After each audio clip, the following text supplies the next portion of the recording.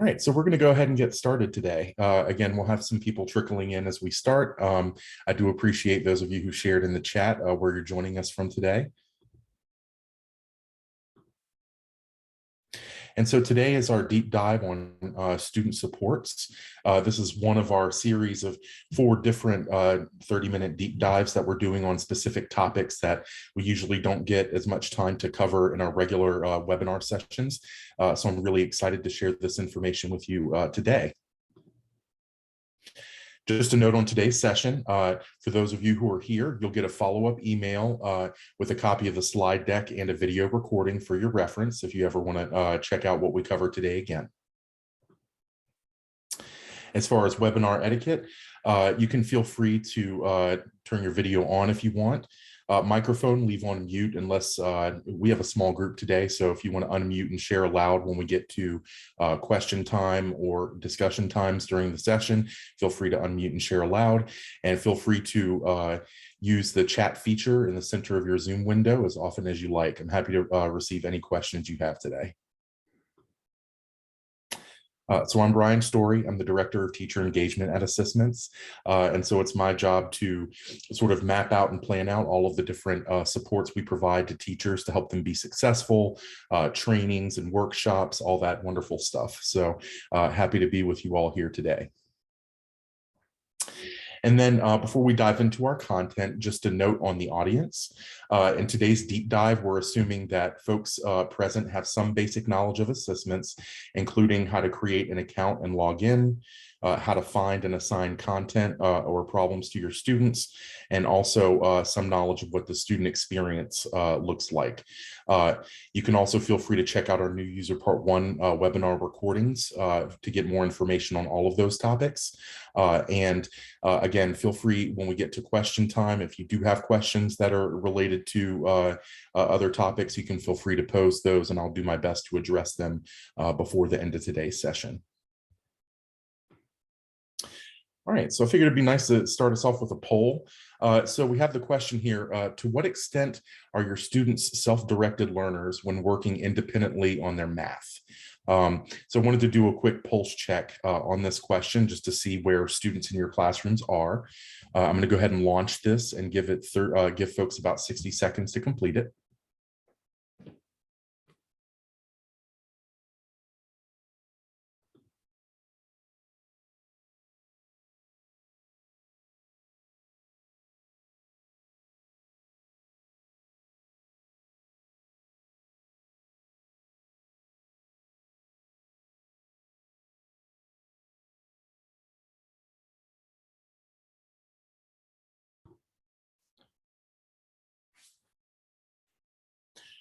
All right, and it looks like everybody finished the poll, so just share the results. It looks like folks are basically in the same place where students are somewhat self-directed learners when they're working independently, so not most of the time, just sometimes. And I think that that reflects a struggle that a lot of teachers or a challenge that a lot of teachers go through, which is how to help shift their students from being super reliant on every single thing that the teacher says and does, and being able to work independently, use the resources they have, and engage in rigorous content and sort of build the confidence to do that, right? And so today's session is sort of about how some of the student supports in our platform that we provide that can help students to sort of embody more of that self-direction as they work. We already give students corrective feedback, so that gives them some idea of where they stand, but the supports today provide additional information as they work that can help them as well. So our goal today is to inform teachers about the student supports that we have at ASSISTments and how they work. To reach that goal, we're going to talk about what our student supports are, namely hints and explanations, and then we'll have a few tips at the end when we wrap up as well. So I wanted to start with just a bit of context. So first of all, you've got practice mode versus test mode in ASSISTments. In practice mode, students are getting multiple attempts. They're getting immediate feedback, corrective feedback on their answers. and they'll have access to sort of the student supports. In test mode, students get one chance to answer, no feedback, and they're moved on to the next question. So that simulates more of the summative assessment experience. And then finally, what you all may already be familiar with is as students are answering questions, they have that show answer button. And that allows students to indicate that they do not understand how to proceed and get to a correct answer before they move on. And so they're telling you that, you know, there's been some kind of breakdown that's happened. So we built some additional supports, as I mentioned, for grades 6 through 8, primarily to further enhance our impact on learning and allow teachers to meet the diverse needs of their students. And so at ASSISTments, our student supports are hints and explanations that students can access when they're working on a problem. These help the students grow their understanding of math concepts while they work independently. And so why did we add these? We did this to increase students' ability to self-direct while doing their work, to address student misconceptions in real time so that they can grow and learn as they're practicing, and to enable students to take ownership of their learning and develop independence. So to clarify, our hints and explanations are currently available for grades 6 through 8 students when you're assigning in one of our open education resources curricula, illustrative math, open up resources, engage New York, and Utah math. So if you're assigning problem sets from any of those curricula, students will receive hints and explanations. I'll go ahead and pause here just to see if any folks have questions. I'll give about 30 seconds to share questions in the chat, or you can unmute and share your question aloud as well.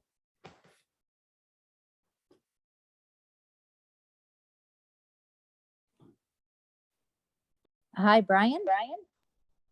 Yep, I'm here.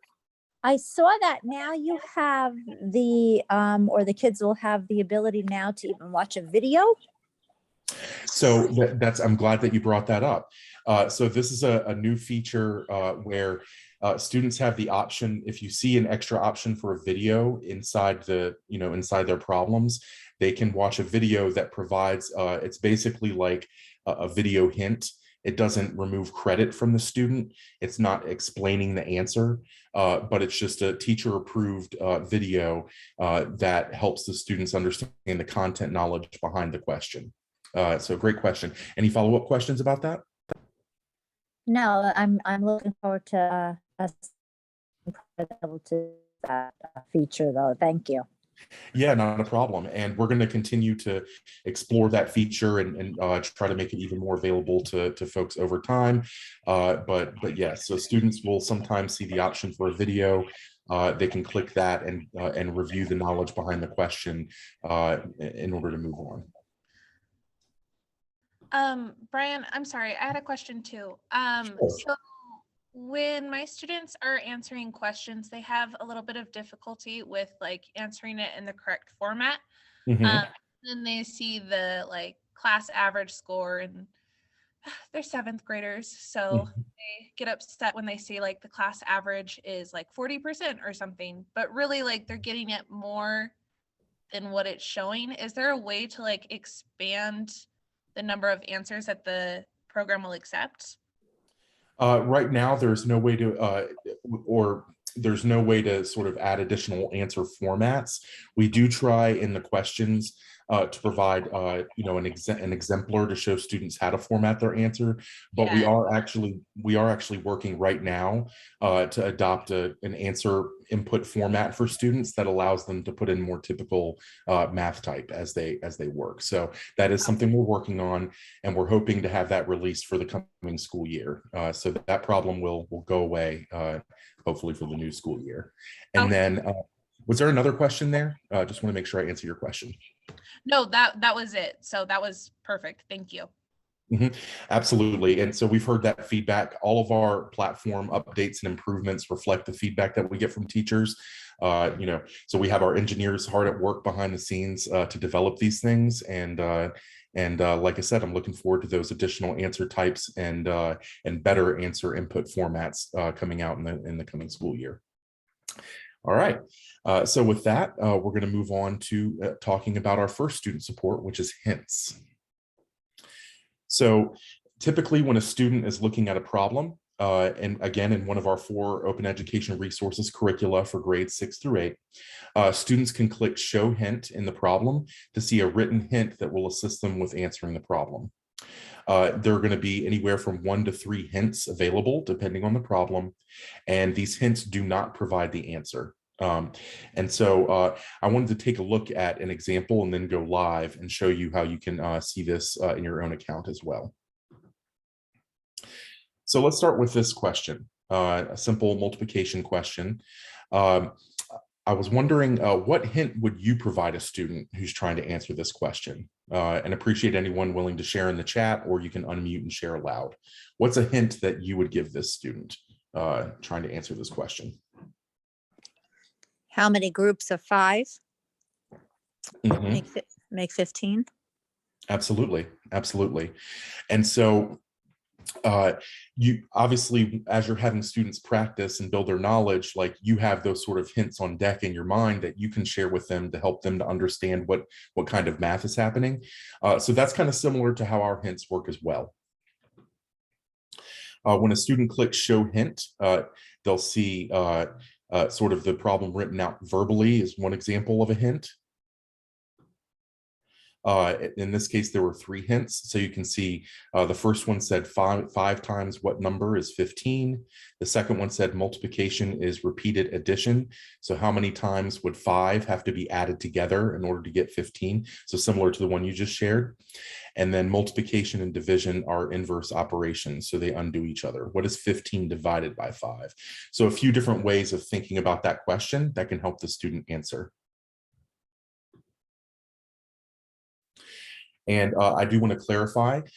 So we want teachers to be able to quickly and easily see the difference between students who get questions correct on the first try, students who get it right, who get a question correct after multiple attempts, and students who are able to get to a correct answer but have to use hints as well. So each time a student uses a hint, the score on that problem will decrease by 33%, indicating that maybe they're not quite there, but a hint was able to kind of get them over the top.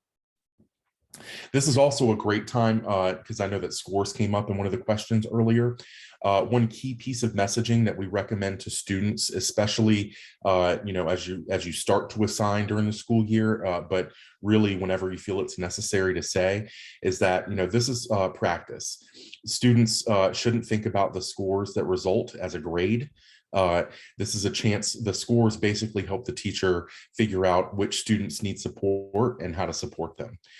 So you really want to emphasize them to not code that number as a grade before they start their assignments, and that can usually help with some of the consternation.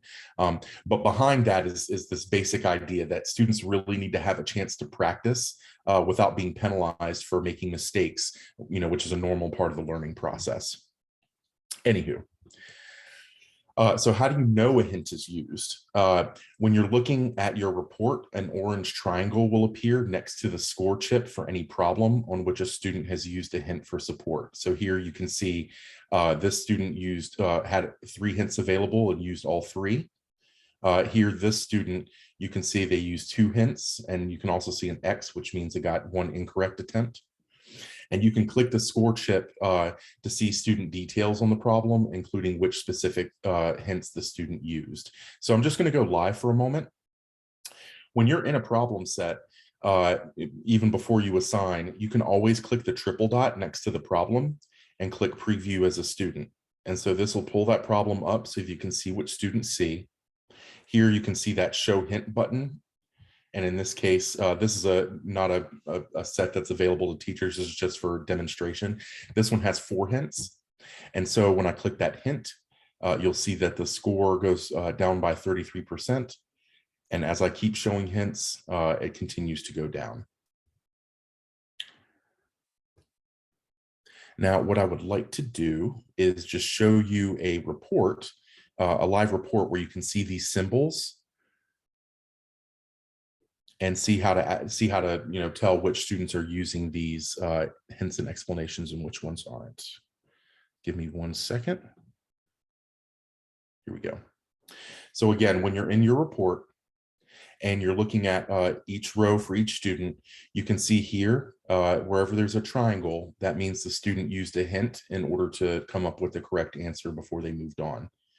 If you don't remember what these symbols mean, you can always click scoring right here at the top of the detailed report, and this will explain what you're seeing in terms of the symbols and colors. And like I said before, you can click a score chip for a student, and you can see which hints they use. In this case, the student used 2 hints. I click their score chip, and I can see the 2 hints that they were able to see before they came up with the correct answer. All right, I'll go ahead and pause here to see if there are any questions. I'll give about 30 seconds or so for folks to either unmute and share questions aloud, or you can post it in the chat. Either is fine. For the hints, those aren't for every question, is that correct? So if we're talking about the open education resources and we're talking about grades 6 through 8, students will typically either get a hint or an explanation. So it can be one or the other. If a student, if on some questions where there's only one, like one hint, it's Right. possible that because we randomly assign the hints, it's possible that they could get no hint, but that's pretty rare. So typically students are going to get access to at least one hint or explanation as they go. Okay, but if they do the explanation, it completely drops their score to 0. Is that right? That's right. Okay. Okay. I just wanted to make sure I was understanding that. No problem. No problem. Any other questions I can answer? All righty. Well, feel free to keep chiming in or post those in the chat or unmute and share them aloud as we go. So now I want to spend just a few minutes talking about explanations. So when a student has the option to show an explanation, they'll see that button appear in the bottom right corner of the question. This replaces the show answer button, but includes a written or video explanation of how to solve the problem as well. So I'm going to go live again and actually just show you one of these questions. And of course, my problem sets disappeared. Let me see if I can just go back. There we go. All right. So this next problem here is, again, one of our demo problems showing an explanation. So you can see that the show explanation button appears. I can click that, and it's going to explain how to solve the problem, including how you get to the correct answer. It will bring the score down to 0. But when the student enters the correct answer, it'll be counted as correct, and they'll get that feedback as they go.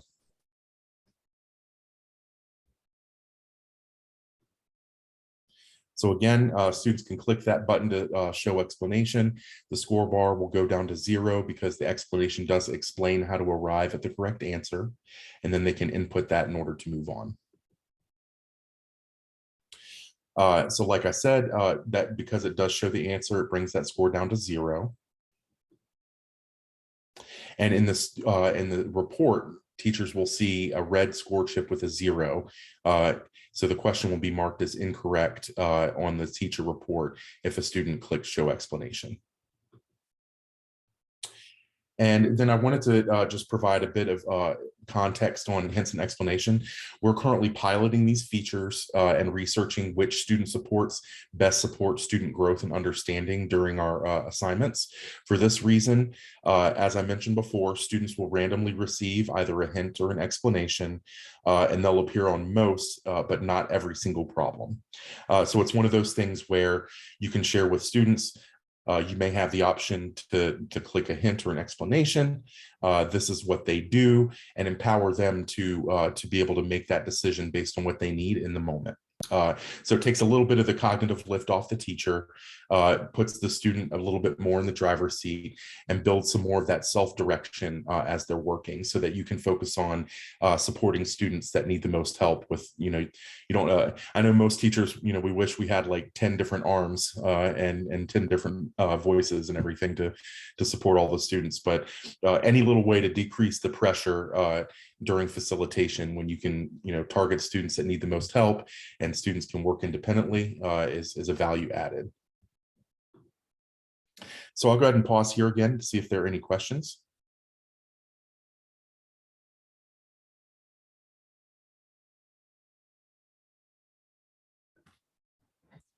Take a little sip of my coffee. Some of y'all might think I'm crazy. Why, Brian, why are you drinking coffee at almost 7 p.m.? I will tell you, if I want to take a nap, I can drink coffee and immediately go to sleep. So I'm not one of those people that is up all night from coffee. Anywho, so I wanted to pose a discussion question. So thinking critically about what value you see in the student supports we shared today, I wanted folks to share either what you're most excited about related to student supports, or what challenges you anticipate with getting students to fully leverage these supports during their learning. And again, you can unmute and share aloud, or you can share a response in the chat.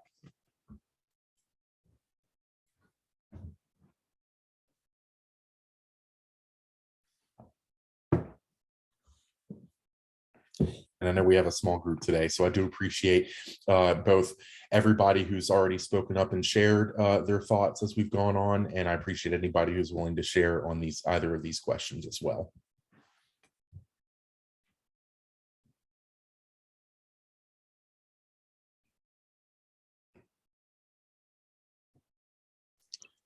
Yeah, hi, Brian. I guess with the, with the hints and the explanations, of course, we're probably going to have students who use them too frequently. Mm-hmm. But I love that they're there, because I know sometimes I have given some of these assignments during class where I walk around, and it allows me to help the kids who are struggling more, because the others can be working and trying, and if they need the hint or whatever, they'll be able to do that, and I won't have to be standing over every student. So it's like an extra body in the room, which is really, really helpful. That's awesome. Yeah. I appreciate you. No, please go ahead. No, so I just go ahead. Yeah. I'm sorry. I was just going to share that I've been using them, I would say almost a year now, but I don't remember when exactly the show explanations showed up. And I was not aware of how they were different, but I noticed the kids were, I guess, frustrated by how they were different, and I wasn't communicating what exactly the difference was. And now I understand that much better, which is nice. So I think I can go back to them now and sort of explain basically that they need to pay attention to whether it says show hint or show explanation, because they get caught up, like with me, while their practice is just a completion to get them ready. When they get to a check, I do sort of tell them they have to hit a certain bar to get credit. And so they're very aware of like whether or not they want to pick a hint or something. And so now, I understand their frustration when they hit that show explanation one, it drops them to 0. And I think that's probably what it was. They didn't really understand the distinction between the two. So thank you for explaining that really well. That's not a problem. And yeah, it's one of those things where, we don't usually have time in our regular webinars to cover it, but I wanted to do this deep dive precisely to make sure that that you all can have a clear understanding of how they work, and so that you can, adjust your messaging to students as well. And I love that idea of sort of having a score threshold for credit, right? So it's practice. Students should understand they can practice and not, be penalized for making mistakes during practice, but to make sure that they're putting forth their best effort, maybe you have a minimum score they have to reach to get credit that day. So that's a fantastic idea that for teachers who want to be able to leverage assessments, but really want students to put forth their best effort. Absolutely excellent. So thank you both for sharing, and thank you, Dana, for joining us today. Dana is one of our experienced ASSISTments educators, so glad to have you with us today. No problem. Thanks. Yeah, if I could just chime in with Dana too, I have done that as well. With that certain bar, I found with my accelerated classes, and I know a 65 does not sound like a great score, but I've told them that you have to get 65%, otherwise the homework is a 0. For my average students or my average classes, I have to really consider what kind of a grade I would want them to have, but I would definitely drop it because sometimes they do struggle. Yep, and you know what? Students have to be able to have that chance to struggle and know that the sky isn't going to fall down while it's happening, right? How often do we work with students, and as soon as they hit struggle, they want to shut down because they think, oh, the teacher's going to be mad at me, or I'm going to get a bad grade, or all these bad things are going to happen. No, that's not what's going to happen here, right? This is just, again, helping you as the teacher. And again, I'm kind of like occupying the teacher, telling the students, right? It's you as the teacher, using score information in their data to figure out how to best support them during instruction. So it's a good thing, and it's okay to make mistakes. And that's sort of at the core of what we're trying to accomplish with ASSISTments, that that environment is provided for students.